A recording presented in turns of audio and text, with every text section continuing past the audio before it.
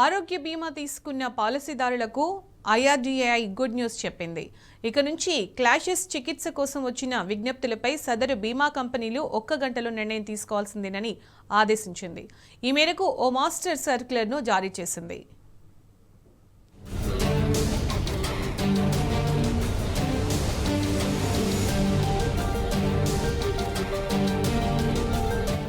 ఆరోగ్య బీమా తీసుకున్న పాలసీదారుల నుంచి క్యాష్లెస్ చికిత్స కోసం వచ్చిన విజ్ఞప్తులపై నగదు బీమా కంపెనీలు 1 గంటలో నిర్ణయం తీసుకోవాల్సిందేనని బీమా రంగ రెగ్యులేటర్ ఐఆర్డీఏఐ స్పష్టం చేసింది.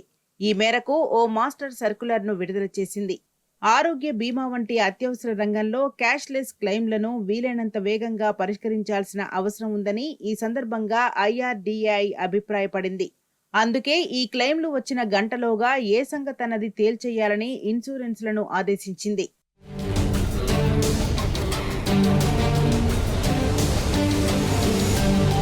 హెల్త్ ఇన్సూరెన్స్ ప్లాన్ పై తాజాగా విడుదలైన ఈ మాస్టర్ సర్క్యులర్తో గతంలో జారీ చేసిన 55 సర్క్యులర్లు రద్దయిపోయాయి. ఆరోగ్య బీమా పాలసీల్లో పాలసీదారులకు అందుబాటులో ఉండే అన్ని అర్హతలను ఈ మాస్టర్ సర్క్యులర్లోనే ఐఆర్డీఏఐ స్పష్టం చేసింది. పాలసీదారుల ప్రయోజనాలను కాపాడే విషయంలో ఈ సర్కులర్ను గొప్ప ముందడుగుగా కూడా అభివర్ణించింది. జూలై 31లోగా తామిచ్చిన ఈ మార్గదర్శకాలను అమల్లోకి తేవాలని కూడా గడువు పెట్టింది.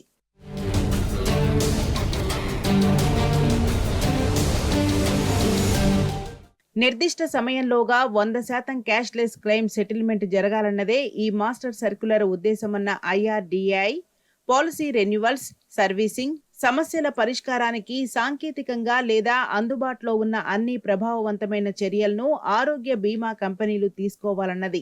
ఇక ప్రతి పాలసీ డాక్యుమెంట్తో బీమా సంస్థ అందించే కస్టమర్ ఇన్ఫర్మేషన్ షీట్ ఎంతో ముఖ్యమని చెప్పింది.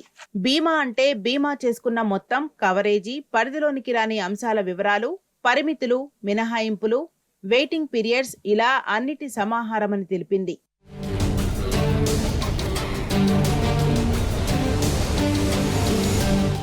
బీమా సంస్థకు దవాఖానా క్లెయిమ్ పంపిన తర్వాత డిశ్చార్జీ ఆలస్యమైతే పడే అదనపు ఛార్జీల భారం ఇన్సూరెన్స్లదే అని స్పష్టం చేసింది.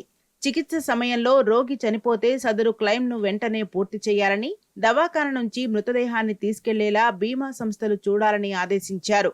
క్లెయిమ్ సెటిల్మెంట్ల కోసం బీమా సంస్థలకు పాలసీదారుడు ఎలాంటి డాక్యుమెంట్లను సమర్పించాల్సిన అవసరం లేదని, ఇందుకోసం చికిత్స చేసిన దవాఖానా నుంచి కావలసిన అన్ని డాక్యుమెంట్లను తీసుకోవాల్సిన బాధ్యత థర్డ్ పార్టీ అడ్మినిస్ట్రేటర్స్దే అని సర్క్యులర్లో స్పష్టం చేసింది.